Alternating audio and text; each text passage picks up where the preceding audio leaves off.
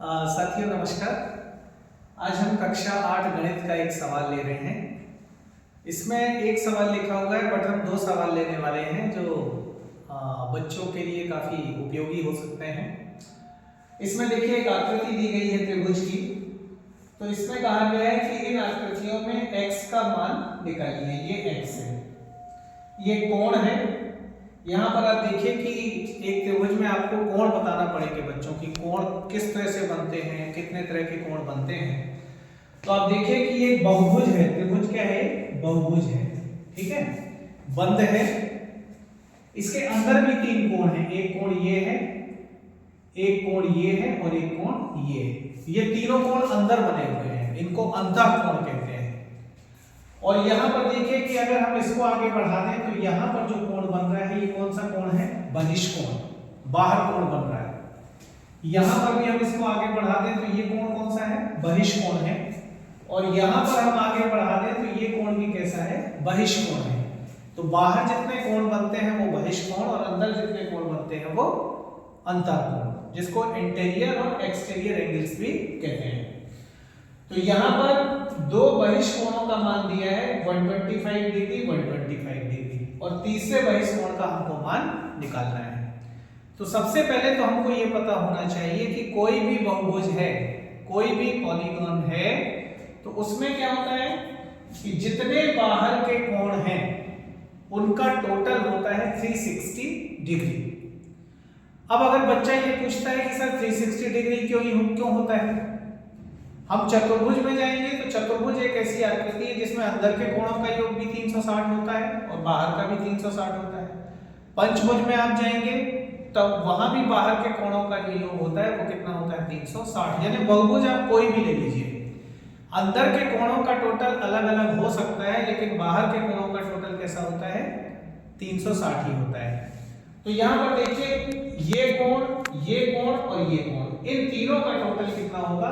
360 degree. मतलब x plus 125 plus 125 equal to कितना हो गया? 360, ठीक है। तो x प्लस 250 इक्वल टू कितना हो जाएगा? 360। तो x इक्वल टू कितना हो जाएगा? 360 माइनस 250 यानी कितना हो जाएगा? 110 डिग्री, 110 डिग्री। तो ये हमने इसकी वैल्यू निकाल ली। अब बच्चों को ये हमको सिखाना चाहिए कि और किस तरीके से हम इसको निकाल सकते हैं। तो आप देखिए यहाँ पर ये त्रिभुज है। अगर हम इस पूरे कोण को देखें, इस पूरे कोण को, तो ये पूरा कोण कितने का होगा? 180 का। लेकिन इतना कितने का है? 125 का। तो ये बचा हुआ कितने का होगा? 55 अंश का। इसी तरह से यहां पर देखिए ये 125 है तो ये बचा हुआ कोण यहां भी कितने का होगा?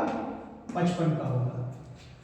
तो त्रिभुज के का जो नियम है कोणों का वो क्या है कि त्रिभुज के अंदर के तीनों कोणों का योग कितना होता है? 180।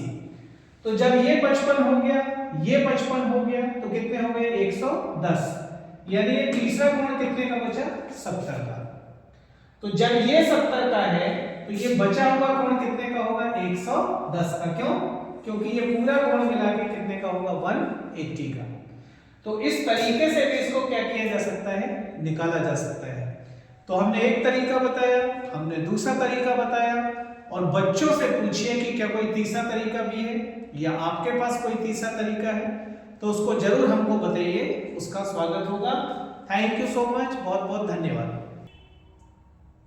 तो अब हम दूसरा सवाल लेते हैं।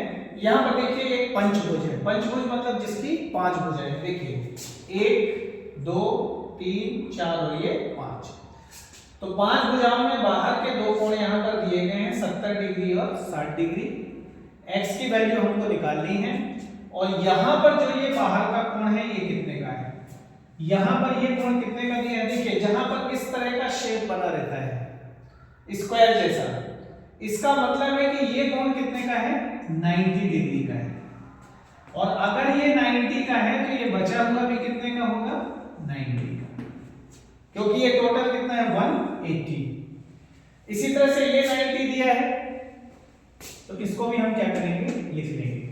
तो अब देखिए कि जितने बाहर के कोण हैं, बाहर के कोण कितने हैं? 1 2 3 4 और 5।